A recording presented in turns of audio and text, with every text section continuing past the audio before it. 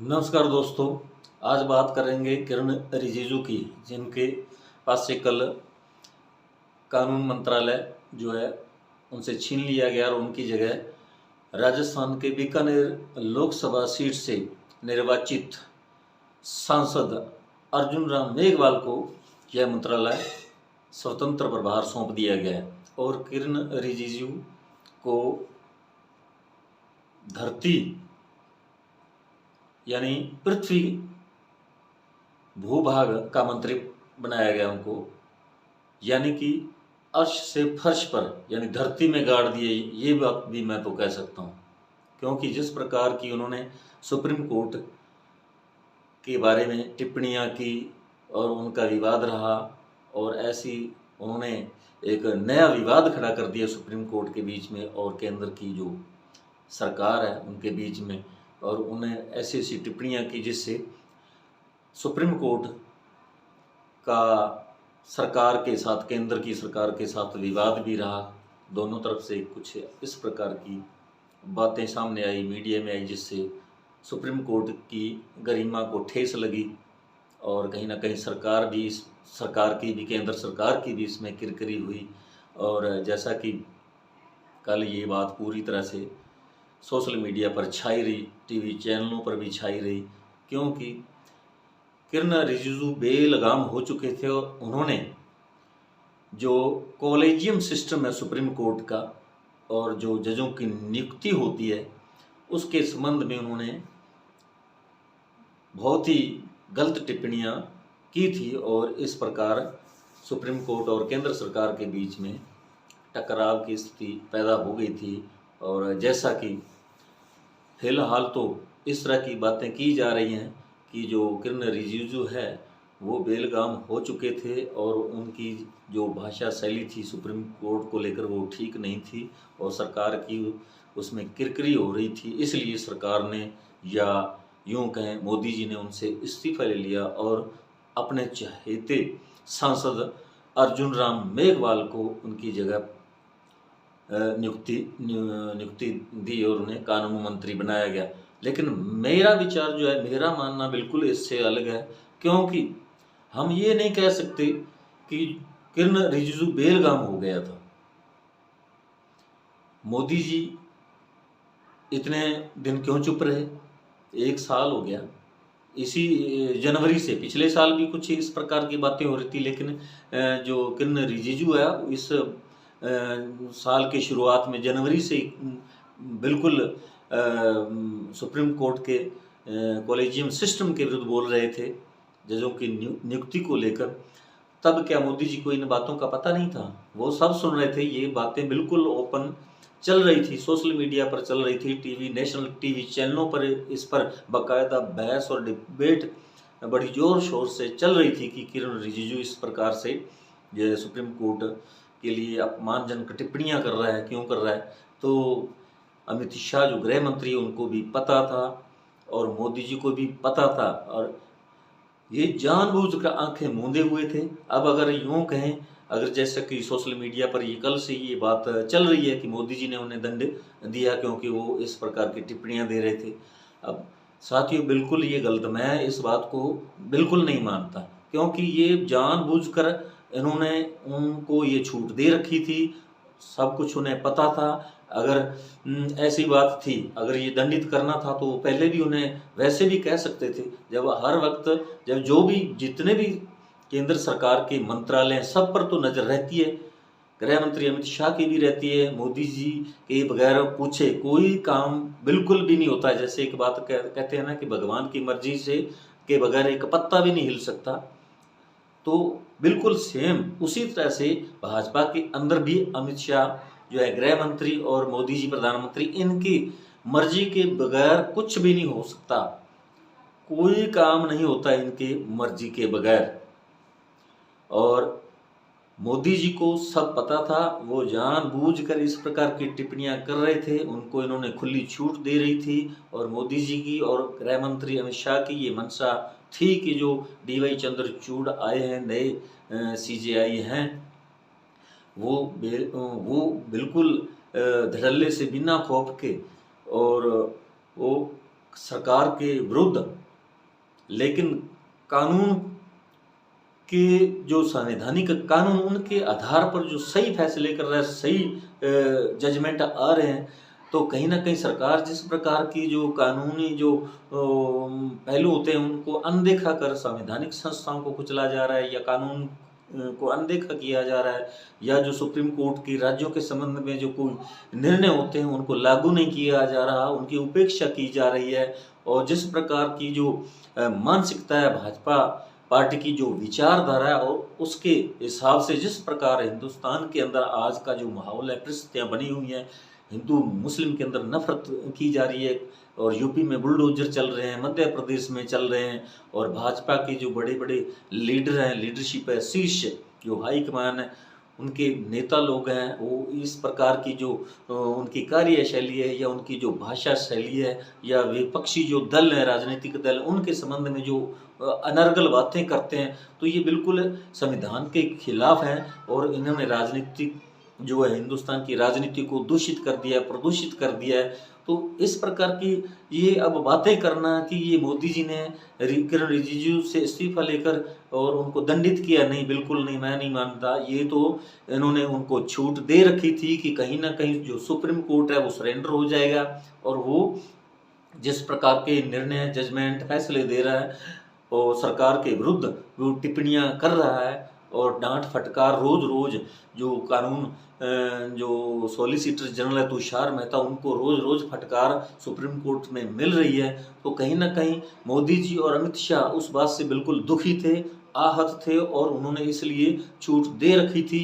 और अब जब उनको लगा कि पहले तो उनकी ये दिमाग में थी कि जो इस प्रकार की जो किरण रिजिजू बातें कर रहा है, टिप्पणियां कर रहा है, उससे हो सकता है आम पब्लिक में उनके लिए अच्छा संदेश जाएगा और आने वाले चुनाव में उनको फायदा मिलेगा। लेकिन हुआ उसके उल्टा हो गया सब कुछ। जिस प्रकार कर्नाटक के अंदर बुरी तरह से प्रचंड बहुमत से कांग्रेस सरकार सत्ता में आई, हालांकि जितने भी बीजेपी की शीर्ष नेता हैं, प्रधानमंत्री से लेकर गृह मंत्री से लेकर जितने भी लीडर हैं, सब कांग्रेस को ही निशाने पर रखते हैं। हर वक्त कांग्रेस, उनको ये बिल्कुल मालूम है कि जो नेशनल पार्टी है, राष्ट्रीय कांग्रेस है, वो ही उनको कभी ना कभी सत्ता में टक्कर दे सकती है। और अब शुरुआत हो चुकी है।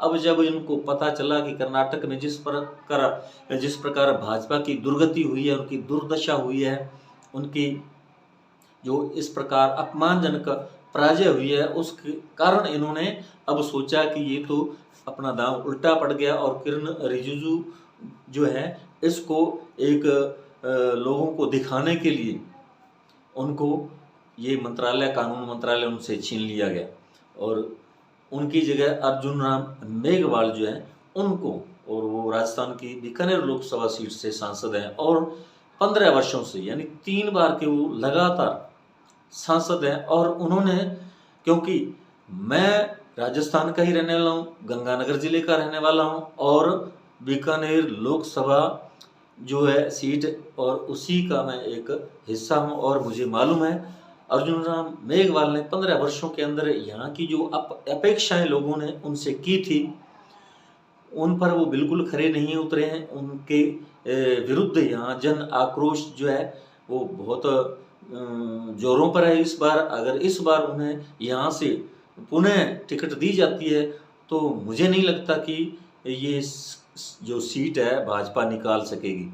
लेकिन फिर भी जो भी हो, मुझे उससे कोई मतलब नहीं है। मैं तो केवल इतना जानता हूँ कि जो किरण रिजिजू आज तक जिस प्रकार की वो टिप्पणियां सुप्रीम कोर्ट के विरुद्ध कॉलेजियम सिस्टम को लेकर करते रहे, वो कोई अनदेखी नहीं थी। वो मोदी जी को पता था, अमित शाह गृह मंत्री को पता था, और उन्होंने इनको बिल्कुल छूट दे रखी थी।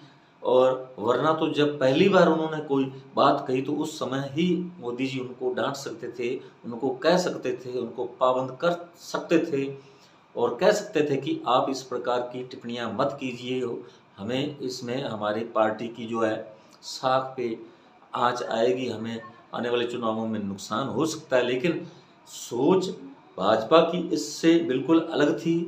इन्होंने सोच रखा था कि जिस प्रकार के हम प्रयोग करते हैं, पहले भी किए हैं, तो उनसे हमें बिल्कुल फ़ायदा मिला है, उससे हमें लाभ मिला है और इसलिए इससे भी हो सकता है हमें लाभ मिलेगा। लेकिन ऐसा कुछ नहीं है, कुछ हुआ नहीं इससे कि विपरीत परिणाम सामने आए जो कर्नाटक से। अब भाजपा जो है उसकी आंखें खुल चुकी हैं, इसलिए उनको कानून मंत्रालय से पृथ्वी मंत्रालय दे दिया गया है, यानी अर्श से फर्श पर ले आए, जमीन में गाड़ दिया है। यानी मेरा मतलब है कि उनको सजा दी गई है, ये केवल लोगों को दिखाने के लिए, लोगों को मूर्ख बनाने के लिए कि हाँ मोदी जी ने उनको इस बात के लिए दंडित किया है। बिल्कुल नहीं, मैं नहीं इस बात से सहमत। ये तो भाजपा ने अपनी जो उनकी साख छवि खराब हुई है उसके लिए उसमें सुधार के लिए इस प्रकार के कदम उठाए हैं। और अब क्या फ़ायदा, अब अर्जुना मेघवाल जी जो हैं बीकानेर से लोकसभा सांसद हैं, और वो अब 1 साल के लिए उन्हें कानून मंत्रालय अगर दे भी दिया गया तो उससे न तो बीकानेर जो लोकसभा सीट है वहाँ के लोगों को फ़ायदा, न कोई राजस्थान सरकार को इसमें फ़ायदा, ना आम पब्लिक को कोई इससे फ़ायदा मिलने वाला। ये तो कानून मंत्रालय है, इस पे चाहे किसी को भी बना दें, क्योंकि सॉलिसिटर जो सरकार की तरफ से होता है वो तुषार मेहता है, वो जो भी निर्णय लेता है, जो जवाबदेही उसकी होती है, और वो कानून मंत्री जो होता है वो उसकी बात आगे कोर्ट के अंदर रख देता है। लेकिन ये सब जानबूझ कर की एक सोची समझी रणनीति के तहत जो कुछ भी होता है पार्टी में, और वो कोई मंत्रालय जो मंत्री जो अपनी मर्जी से कुछ भी नहीं करता, बिना पूछे प्रधानमंत्री के एक कदम भी वो आगे नहीं बढ़ा सकता। तो ये सब कहने की फालतू बातें हैं, इनमें कुछ नहीं पड़ा। अब भाजपा सरकार को पता चल चुका है कि अभी 3 जो राज्य हैं, राजस्थान है, मध्य प्रदेश है, छत्तीसगढ़, इनमें अभी इसी वर्ष चुनाव होने वाले हैं, और इसलिए लोगों को दिखाने के लिए इस प्रकार की को छोटी मोटी फेरबदल की जा रही है। और 1 साल के लिए केवल मंत्रालय दिया गया अर्जुन राम मेघवाल को, और उससे कोई फर्क नहीं पड़ने वाला, क्योंकि 2024 के अंदर लोकसभा चुनाव हैं, और उन्हीं के मद्देनज़र ये इस प्रकार की जो बातें हो रही हैं, जो विभागों के अंदर फेरबदल हो रही है।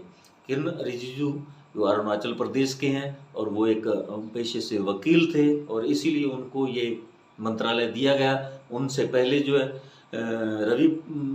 रविशंकर प्रसाद थे, वो भी एक एडवोकेट थे, और उनसे 2021 में ये मंत्रालय वापस ले लिया गया, और किरण रिजिजू को मंत्री बनाया गया था। लेकिन अब अंत में जब समय सीमा समाप्त हो रही है, अब उनको इस पद से हटाकर अर्जुना मेघवाल को बना दिया गया है। और अर्जुना मेघवाल जो है वो बीकानेर लोकसभा सीट से लगातार 3 बार के सांसद हैं, और इस समय भी वो बीकानेर लोकसभा सीट से ही सांसद हैं। और कुछ दिन पहले वो बड़ी उन्होंने प्रसिद्धि पाई थी जब वो पार्लियामेंट में एक साइकिल के द्वारा ही जाते थे, और उन्होंने खैर अपने जीवन में बहुत संघर्ष किया है, और दलित वर्ग से हैं, और प्रधानमंत्री मोदी के बिल्कुल करीबी हैं, और इसीलिए उनको ये मंत्रालय भी दिया गया। और वो यहाँ कलेक्टर रहे हैं, सबसे पहले उनकी यहीं पोस्टिंग हुई थी चूरू में। और फिलहाल मैं आपको उनकी दिखाता हूँ, वो बिल्कुल पब्लिक के साथ मिलकर रहते हैं, और उनको गाते हुए मैं दिखाएंगे हम उनकी एक आपको मैं दिखाता हूँ तस्वीर, और वो किस प्रकार आनंद ले रहे हैं, भजन गा रहे हैं। आइए देखते हैं।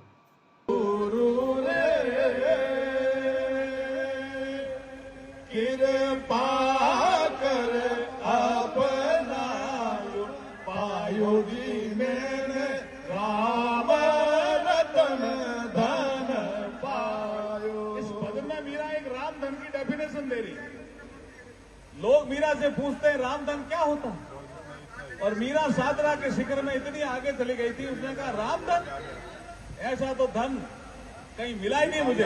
तो मीरा उस डेफिनेशन में कहती है कि ये खर्चने से भी कम नहीं होता है और ये दिन दिन सवाए बढ़ता है। तो मीरा कहती है कैसा रामधन बताओ, बोला बताओ।